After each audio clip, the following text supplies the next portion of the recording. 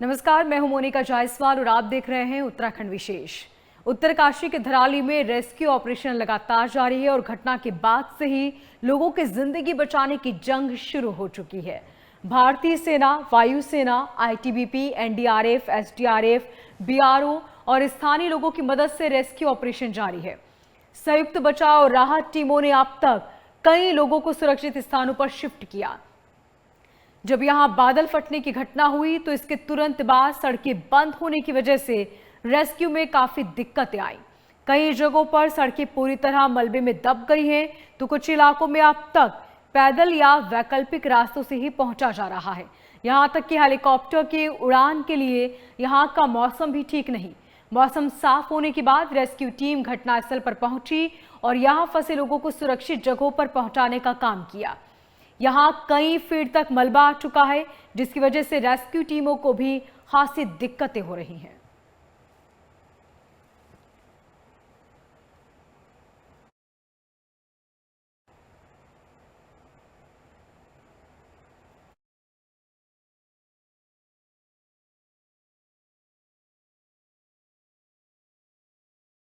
CM Pushkar Singh Dhami घायलों से मुलाकात करने पहुंचे। इस हादसे में कई लोग घायल हुए थे, जिन्हें तुरंत हॉस्पिटल में एडमिट किया गया।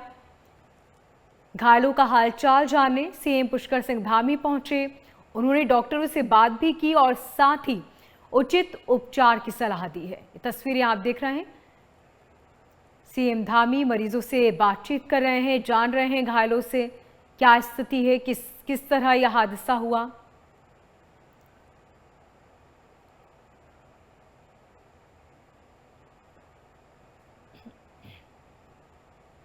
उत्तरकाशी से ये सीधी तस्वीरें आप देख रहे हैं। सीएम धामी घायलों से उनका हालचाल जान रहे हैं। इसी के साथ सीएम धामी ने डॉक्टर से भी बात की।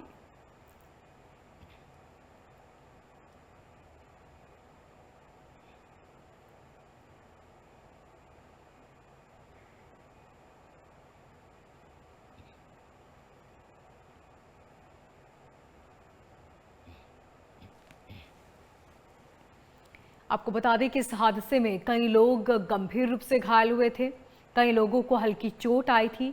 इसके बाद तुरंत उन्हें हॉस्पिटल में भर्ती किया गया, जहां उनका हालचाल जानने सीएम पुष्कर सिंह धामी पहुंचे।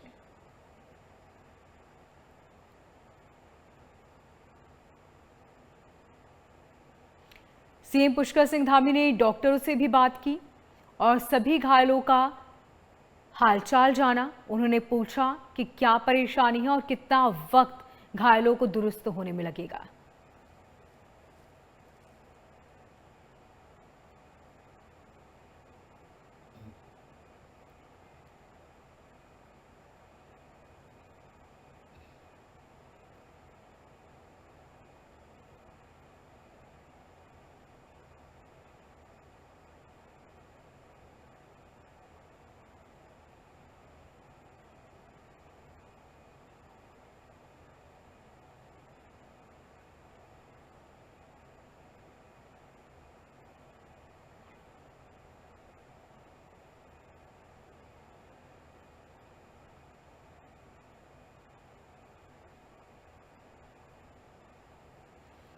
ये तस्वीरें उस वक्त की जब आपको बता दी कि ये पूरा हादसा हुआ और अब भी यहाँ पर मलबा बहुत ज़्यादा है।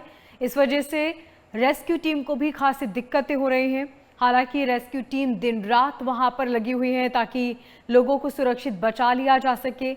अब भी कई लोग लापता हैं और आशंका जताई जा रही है कि इस मलबे में दबे हुए हैं, जिनकी तलाश लगातार जारी है।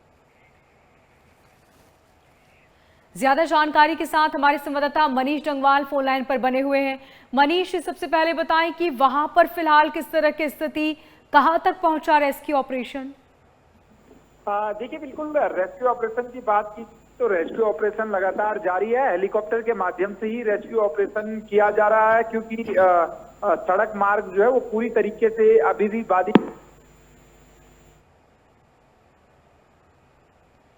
मनीष, इसी के साथ सीएम पुष्कर सिंह धामी भी पहुंचे हैं। उन्होंने घायलों से मुलाकात की। इसको लेकर क्या जानकारी, घायलों की संख्या कितनी बताई जा रही है?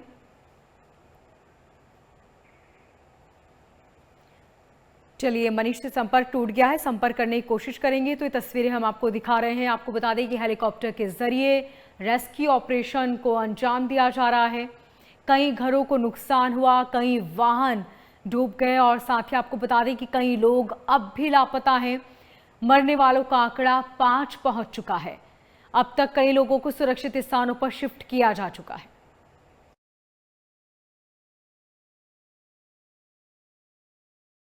आज हम लोग वेट कर रहे हैं, जो हमारी एडवांस टीम है जो इक्विपमेंट्स लेके आ रही है। अगर रोड्स खुल जाएंगे तो वो टीम पहुंच जाएगी। उसके बाद रेस्क्यू का काम बड़ी तेजी से होगा।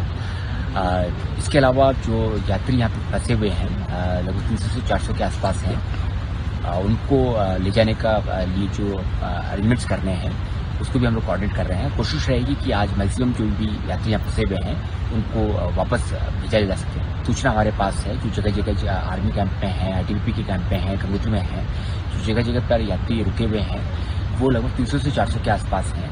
क्योंकि जगह जगह रोड ब्लॉक है इस समय, तो बाई चॉपर उनको शिफ्ट करने का प्रयास रहेगा। आज ये रेस्क्यू का ऑपरेशन चलेगा, इसमें एनडीआरएफ की टीम है, एसडीआरएफ की टीम है, आर्मी है, आईटीबीपी है, सारी टीम्स मिलकर कोऑर्डिनेटेड तरीके से रेस्क्यू का काम कर रही है।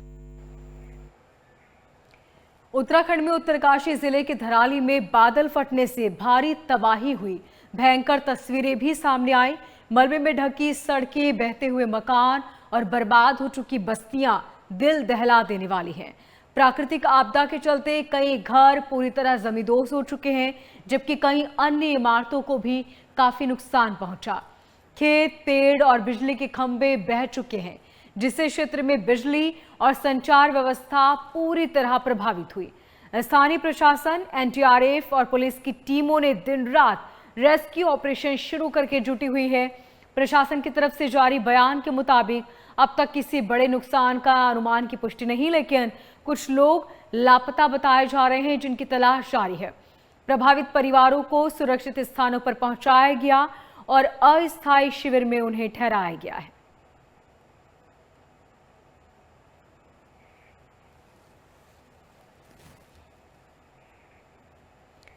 उत्तरकाशी में चल रहे राहत बचाव कार्य में एनडीआरएफ की टीम लगातार अभियान में जुटी हुई है। एनडीआरएफ की कई टीम राहत बचाव कार्य में लगी हुई है।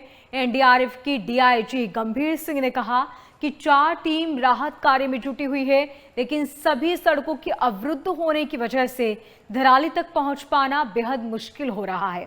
हेलीकॉप्टर के जरिए अब तक 35 कंपनियों को पहुंचाया गया है।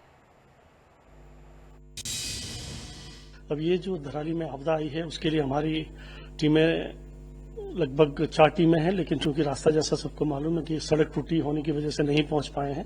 लेकिन कल जो हेलीकॉप्टर्स के माध्यम से 35 लोग पहुंच चुके हैं और अभी हमारे जो मॉर्निंग से आप देख रहे हैं हेलीकॉप्टर्स जाने शुरू है, उसमें हमारे लोगों की आवागमन शुरू हो गई है।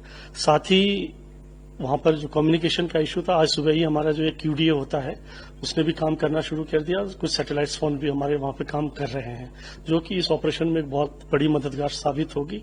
बाकी वहां पर पूरा स्टेट एडमिनिस्ट्रेशन, आर्मी, ITBP और एनडीआरएफ, एसडीआरएफ सभी इवन स्थानीय लोग काफी मिलकर इस आपदा का सामना करने में एक दूसरे की मदद कर रहे हैं।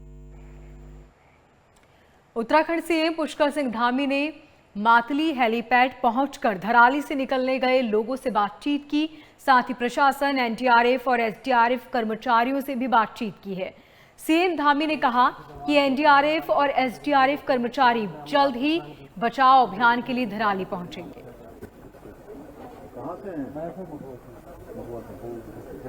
आप जब आए तो उसके बाद से सारा चलो आने का जाने का क्रम सब हो गया। उत्तराखंड के सीएम पुष्कर सिंह धामी ने आपदा प्रभावित क्षेत्रों में बचाव अभियान शुरू करने से पहले उत्तरकाशी से बचाव दल के साथ बातचीत की। धराली आपदा में अब तक 5 लोगों की जान जा चुकी है और बड़ी संख्या में लोग लापता हैं। अब तक 190 लोगों का रेस्क्यू किया जा चुका है। धराली गांव में बादल फटने की वजह से बनी आपदा जैसी स्थिति शासन प्रशासन के लिए एक बड़ा चैलेंज है। इन चुनौतियों से निपटने के लिए सभी विभाग आपसी तालमेल बनाकर कार्रवाई कर रहे हैं।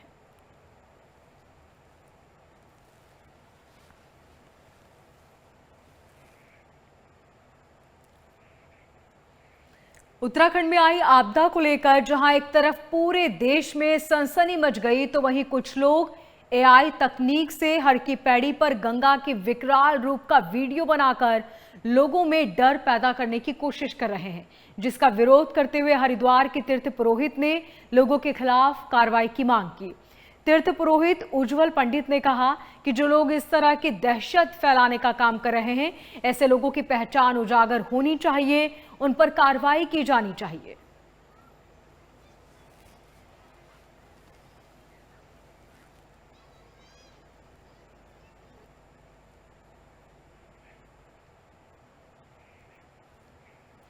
चमोली के जोशीमठ विकास खंड में जोगीधारा के पास भारी बारिश की वजह से पहाड़ से मलबा और चट्टानों से गिरने से बद्रीनाथ नेशनल हाईवे बाधित हो गया।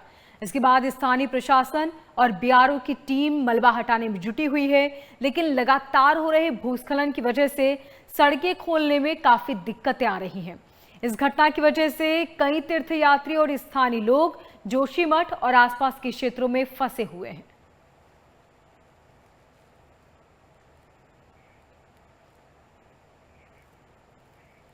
उत्तरकाशी में बादल फटने के बाद से ही भूस्खलन की बढ़ती घटनाएं काफी परेशान करने वाली हैं।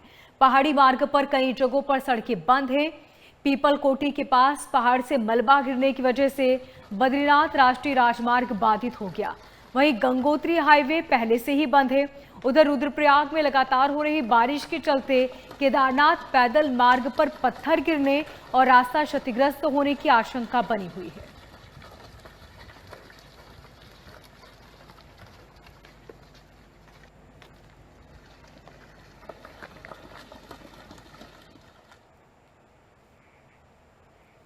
धराली में हुई तबाही के बाद उत्तरकाशी के माथली में दूसरे दिन हेलीपैड के माध्यम से रेस्क्यू ऑपरेशन चलाया गया।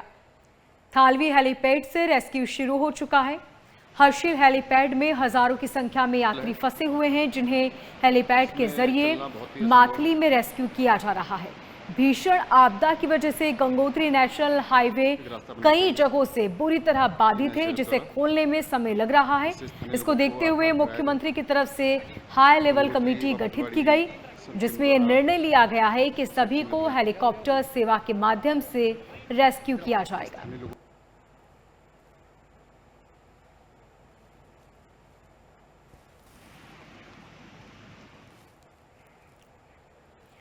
हर्षिल धराली में राहत और बचाव कार्य युद्ध स्तर पर जारी है। पुलिस महानिरीक्षक अरुण मोहन जोशी, जिलाधिकारी उत्तरकाशी प्रशांत आर्य, पुलिस अधीक्षक सरिता डोभाल समेत पुलिस और सेना के वरिष्ठ अधिकारियों के नेतृत्व में रेस्क्यू टीम घटनास्थल पर राहत बचाव कार्य में जुटी हुई है। धराली, भटवाड़ी और गंगनानी आदि जगहों पर गंगोत्री हाईवे बाधित होने की वजह से फंसे लोगों को हेलीकॉप्टर के जरिए उनके गंतव्य तक पहुंचाने का काम तेजी से जारी है।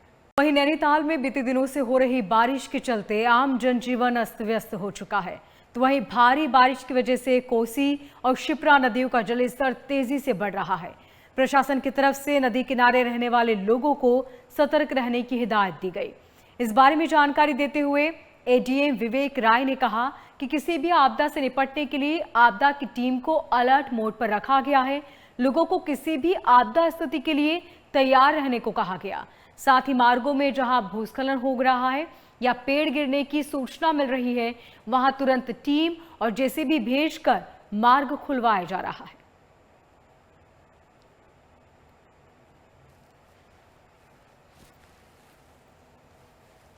निश्चित रूप से हमारा जो जनपद नैनीताल है, पर्वतीय भी है और मैदानी भी है। मैदानी कम कह लीजिए आप, जो है तराई, भावर, सब कुछ है हमारे जनपद में।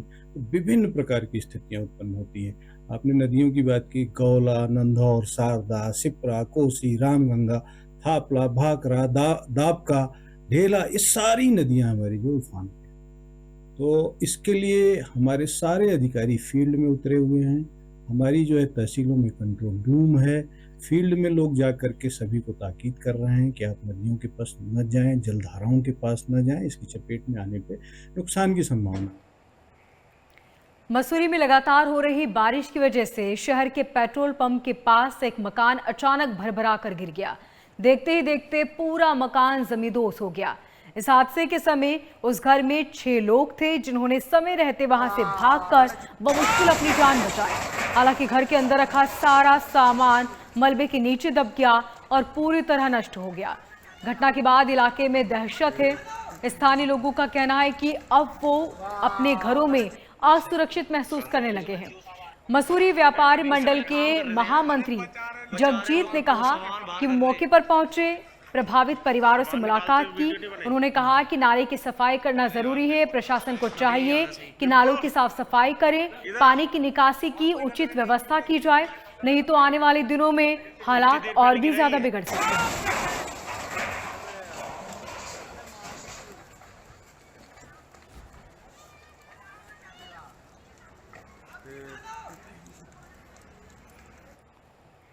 वहीं हरिद्वार के बैरागी कैंप इलाके में बस्तियों में रहने वाले परिवार गंगा में बहकर आ रहे पेड़ों और बड़ी लकड़ियों को बचाने के लिए अपनी जान जोखिम में डाल रहे हैं। ये परिवार इन लकड़ियों को बेचकर लाख रुपए तक कमा रहे हैं। पिछले 3 दिनों में इस इलाके में लकड़ियां और लट्ठे पकड़ने वालों का जमावड़ा लगा हुआ है। इसमें से कुछ लोग गंगा किनारे खड़े रहकर तो कुछ ट्यूब के जरिए गंगा में उतरकर लकड़ियां पकड़ रहे हैं। हालांकि गंगा के बढ़ते जल स्तर में लोग अपनी जान जोखिम में डाल रहे हैं। प्रशासन के लगातार सचेत करने के बावजूद भी मलिन बस्तियों के ये लोग आपदा से मिले इस अवसर को भुनाने में लगे हुए हैं।